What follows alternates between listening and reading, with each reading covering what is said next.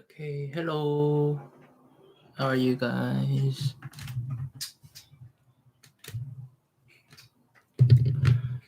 How are you guys?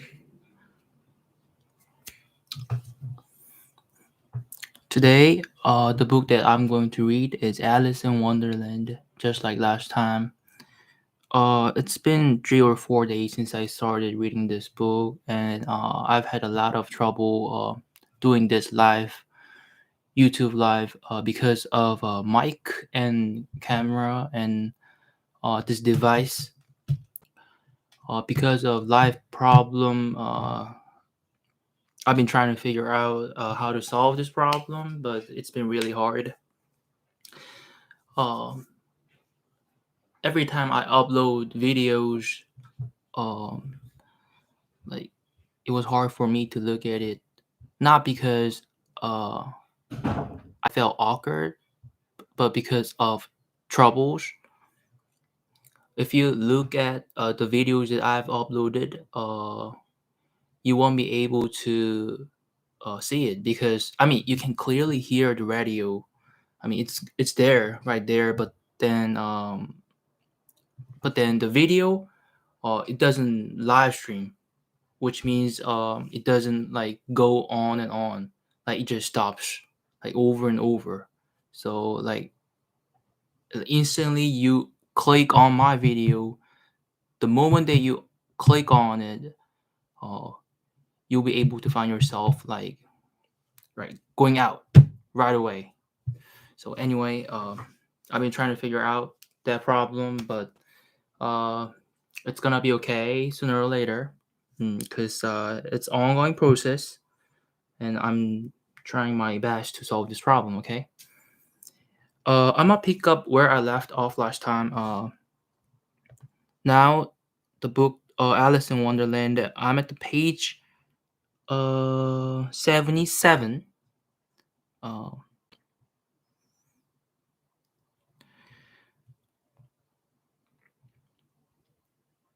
So far, the story is about this.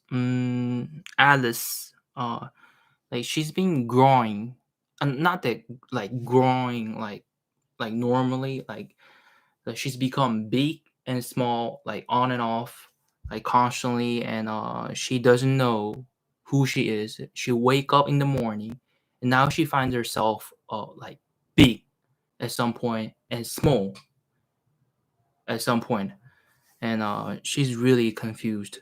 And now she confronts a lot of animals on her way.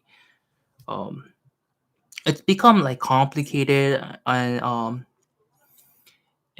a lot of times, like it's hard for me to get like what this story is trying to tell you.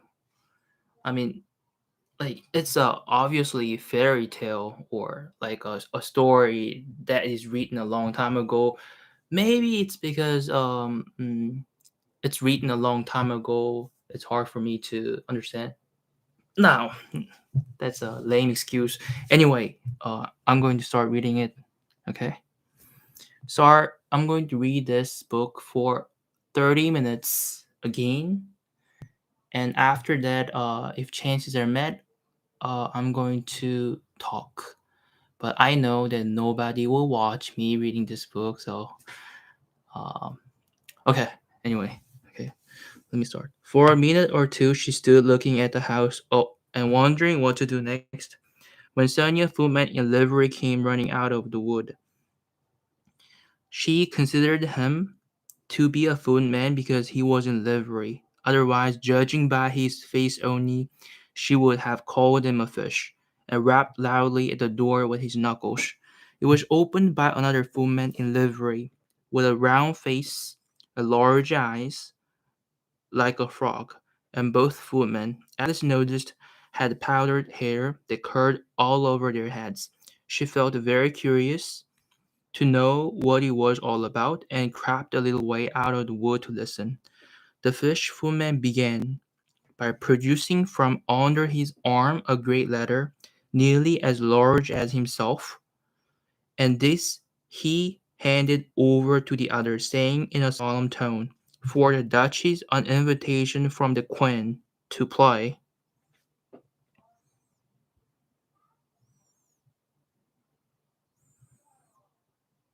Crockett, the frog footman repeated, in the same solemn tone, only changing the order of the words a little.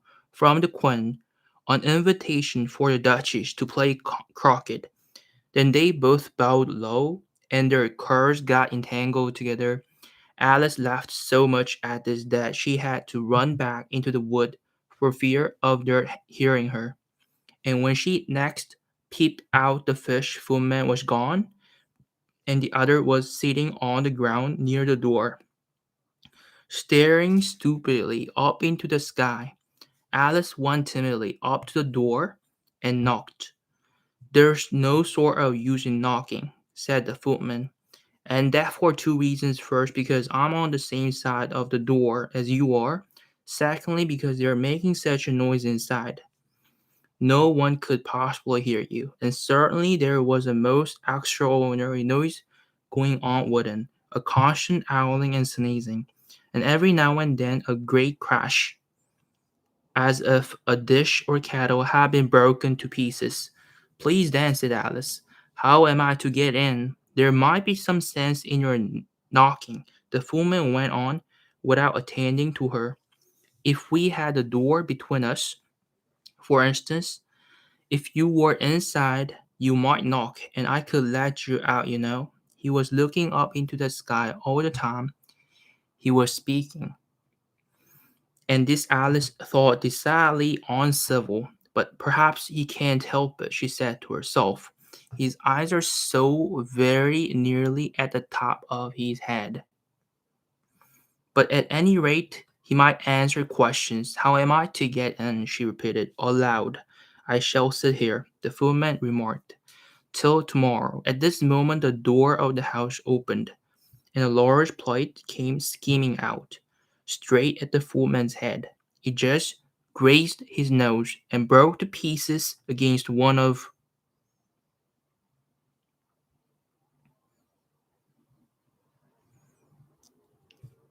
the trees behind him. Or next day maybe, the footman continued in the same tone, exactly as if nothing had happened. "How am I to get in?" asked Alice again in a louder tone.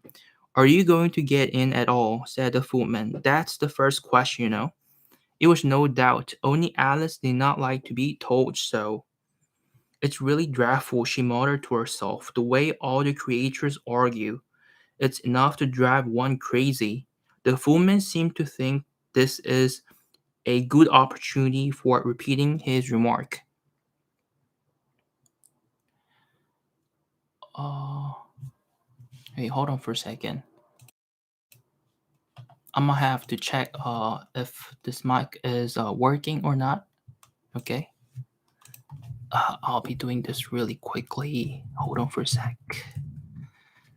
For sure, because at the end of this mic test, if I finds out it's not working, so I'm gonna feel really disappointed. Oh, now it's working. Okay. Anyway. Okay. God. "But what am I to do?" said Alice. "Anything you like," said the footman, and began whistling.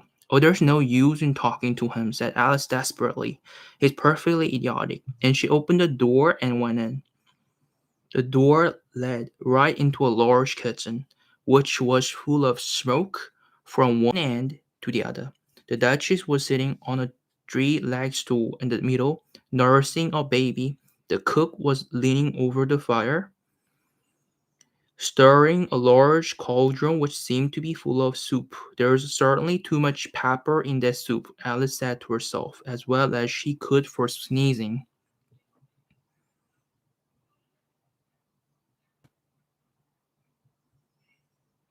There was certainly too much of it in the air. Even the Duchess sneezed occasionally, and as for the baby, it was sneezing and owling alternately without a moment's pause. The only two creatures in the kitchen that did not sneeze were the cook and a large cat which was sitting on the hearth and grinning from ear to ear. "Please, would you tell me," said Alice, a little timidly, for she was not quite sure whether it was good manners for her to speak first. Why your cat grins like that? It's a Cheshire cat, said the Duchess, and that's why. Pig. She said the last word with such sudden violence that Alice quite jumped. But she saw in another moment that it was addressed to the baby, and not to her. So she took courage and went on again. I didn't know that Cheshire cats always grinned. In fact, I didn't know that cats could grin. They all can, said the Duchess. Duchess? And most of them do. I don't know of any that do, Alice said very politely, feeling quite pleased to have got into a conversation. You don't know much, said the Duchess, and that's a fact. Alice did not at all like the tone of this remark and thought it would be as well to introduce some other subject of conversation. While she was trying to fix on one, the cook took the cauldron of soup off the fire and at once set to work throwing everything within her reach. At the Duchess and the baby, the fire irons came first. Then followed a shower of saucepans, plates, and dishes. The Duchess took no notice of them, even when they hit her, and the baby was howling so much already that it was quite impossible to say whether the blows hurt it or not. Oh, please mind what you're doing, cried Alice, jumping up and down in an agony of terror. Oh, there goes his precious nose, as an unusually large saucepan flew close by it, and it very neatly carried off. If everybody minded their own business, said the Duchess in a hoarse growl, the world would go round a deal faster than it does, which would not be an advantage, said Alice, who felt very glad to get an opportunity of showing off a little of her knowledge. Just think of what work it would make with the day and night. You see, the earth takes 24 hours to turn round on its axis. Talking of axis, said Duchess, chop off her head. Alice glanced rather anxiously at the cook to see if she meant to take the hint, but the cook was busily stirring the soup and seemed not to be listening. So she went on again. 24 hours, I think. Or is it 12? Oh, don't bother me, said the Duchess. I never could abide figures. And with that, she began nursing her child again, singing a sort of lullaby to it as she did so, and giving it a violent shake at the end of every line. Speak roughly to your little boy and beat him when he sneezes. He only does it to annoy because he knows it teases a chorus or something like that. It's a singing, singing, singing, singing. While the Duchess sang the second verse of the song, she kept tossing the baby violently up and down, the poor little thing out so that Alice could hardly hear the words. I speak zero to my boy, I bet him when he sneezes, for he can thoroughly enjoy the pepper when he pleases.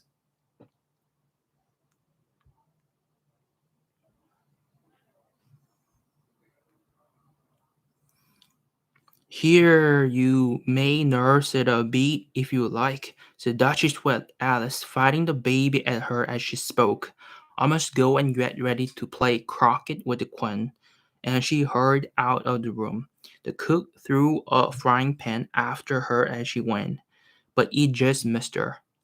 Alice caught the baby with some difficulty, and as it was a queer-shaped little creature and held out its arms and legs in all directions, just like a starfish, thought Alice. The poor little thing was snorting like a steam engine when she caught it, and kept doubling itself up and straightening itself out again, so that altogether for the first minute or two it was as much as she could do to hold it.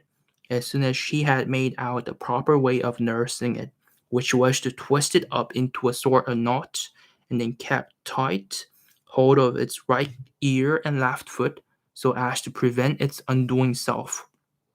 She carried it out into the open air.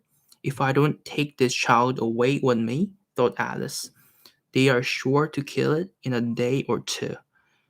Wouldn't it be murder to leave it behind? She said the last words out loud, and the little thing grunted in reply. Don't grunt, said Alice. That's not at all a proper way of expressing yourself. The baby grunted again, and Alice looked very anxiously into its face to see what was the matter with it. There could be no doubt that it had a very turned-up nose, much more like a snout than a real nose. Also, its eyes were getting extremely small for a baby. Altogether, Alice did not like the look of the thing at all. But perhaps it was only sobbing, she thought, and looked into its eyes again to see if there was any tears. No, there were no tears. If you are going to turn into a pig, my dear, said Alice, seriously, I'll have nothing more to do with you. Mind now, the poor little thing sobbed again, or grunted, it was impossible to say which, and they went on for some while in silence.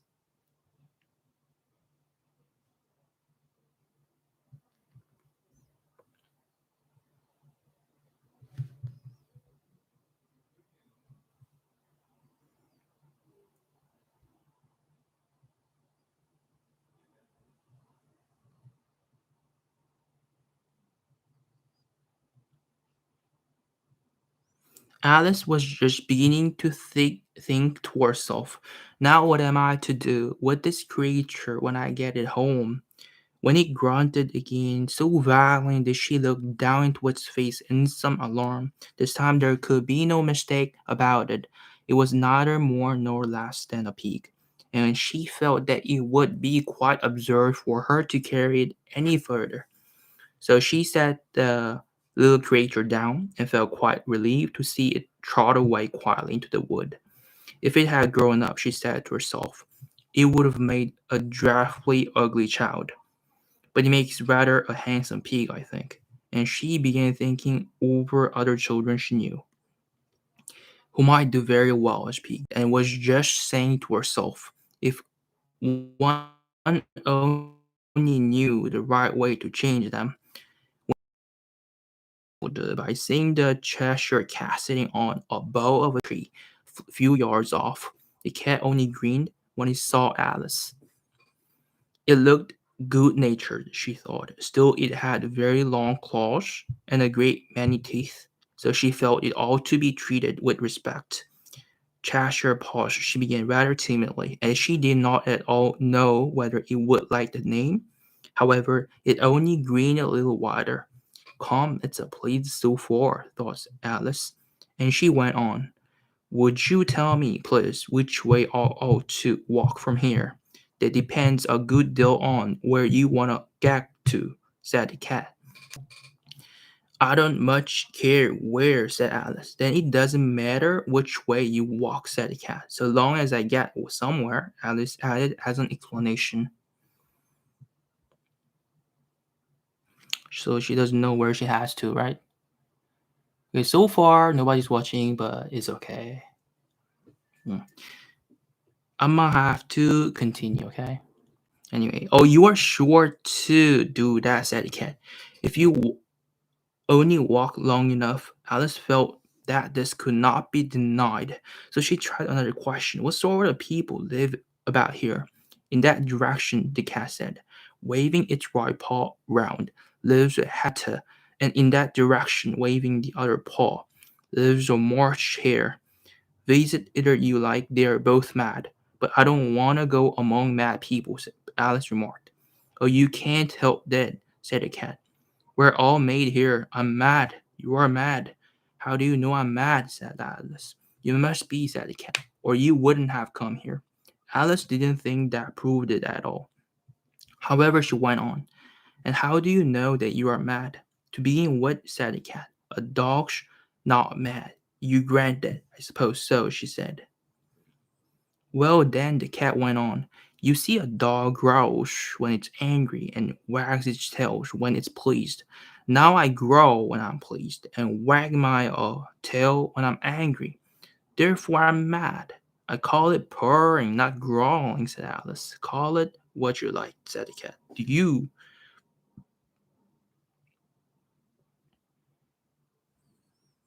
Do you play croquet with the Queen today? I should like it very much, said Alice, but I haven't been invited yet. You will see me there, said the cat, and vanished. Alice was not much surprised at this. She was getting so used to queer things happening while she was looking at the place where it happened. And he suddenly appeared again. By the by, what became of the baby? Said the cat. I'd nearly forgotten to ask. It turned into a pig. Alice answered very quietly, just as if the cat has come back in a natural way. I thought it would, said the cat, and vanished again. Alice waited a little, half expecting to see that again, but it did not appear. After a minute or two, she walked on in the direction in which the March Hare was said to live. I've seen hatters before, she said to herself. The March Hare will be much the most interesting, and perhaps as this is May, it won't be raving mad. At least not so mad as it was in March. As she sat there, she looked up, and there was the cat again sitting on a branch of a tree. Did you say pig or fig? Said the cat. I said pig, replied Alice, and I wish you wouldn't keep appearing and vanishing so suddenly. You make one quite giddy. All right, said the cat. At this time, it vanished quite slowly, beginning with the end of the tail, and ending with the green which remained some time after the rest of it had gone.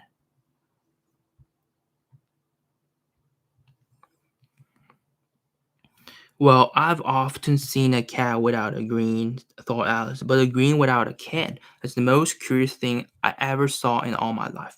She had not gone much farther before she came in sight of the house of the Marsh Hare. She thought it must be the right house because the chimneys were shaped like ears and the roof was thatched with fur. It was so large a house that she did not like to go nearer till she had nibbled some more of the left-handed bit of mushroom and raised herself to about 2 feet high.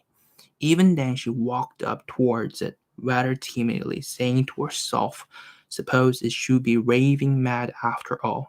I almost wish I'd gone to see the hatter instead. Okay, going on to the next chapter. There was a table set out under a tree in front of the house, and the March Hare and the hatter was having tea at it. Dorman was sitting between them, fast asleep, and the other two were using it as a cushion, resting their elbows on it, talking over its head. Very uncomfortable for the doorman, thought Alice. Only as it's asleep, I suppose it doesn't mind. The table was a large one, but the three were all crowded together at one corner of it. No room, no room, they cried out when they saw Alice coming. There's plenty of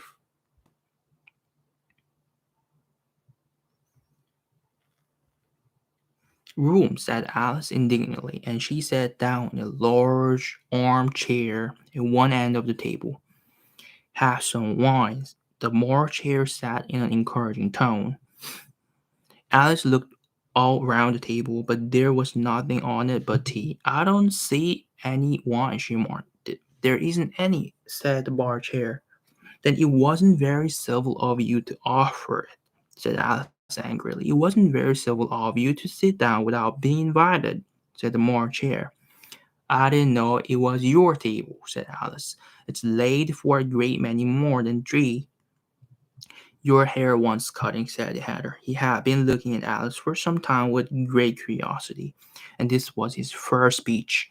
You should learn not to make personal remarks, said Alice said with some severity. It's very rude. The hatter opened his eyes very wide on hearing this, but all he said was, why is a raven like a writing desk? Come, we shall have some fun now, thought Alice. I'm glad Dave began asking riddles. I believe I can guess that, she added loud.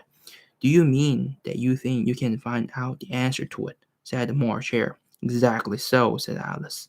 Then you should say what you mean.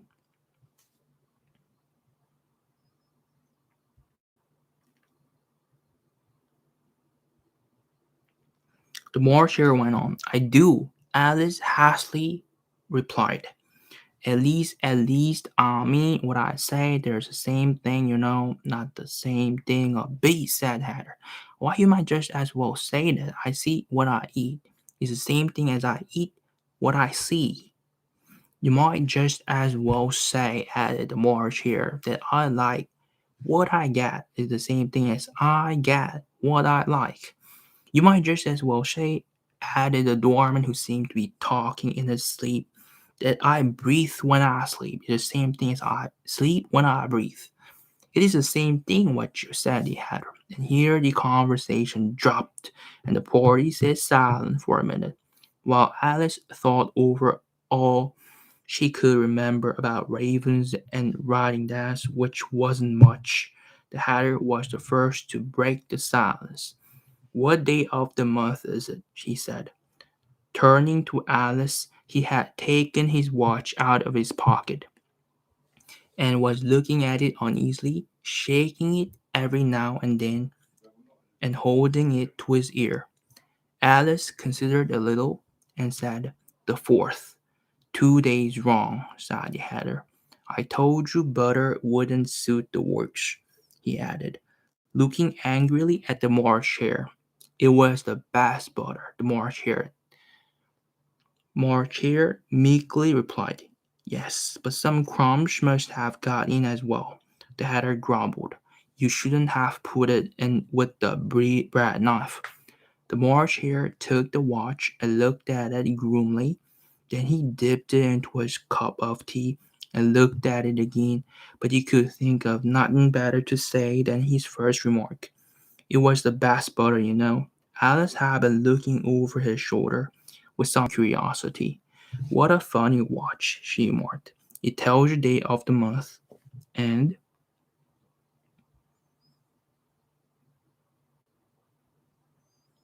doesn't tell what o'clock it is." "Why should it?" muttered the Hatter. "Does your watch tell you what year it is?" "Of course not," said Alice replied very radically. "But that's because it stays the same year for such a long time together, which is just the case with mine," said the Hatter. Alice felt dreadfully puzzled. The Hatter's remark seemed to her to have no sort of meaning in it, and yet it was certainly English. "I don't quite understand you," she said, as politely as she could. "The doorman is asleep again," said Hatter, and he poured a little hot tea onto its nose. The doorman shook his head impatiently and said, without opening its eyes, of course, just what I was going to remark myself." Okay, I've been reading this and it's been 27 minutes.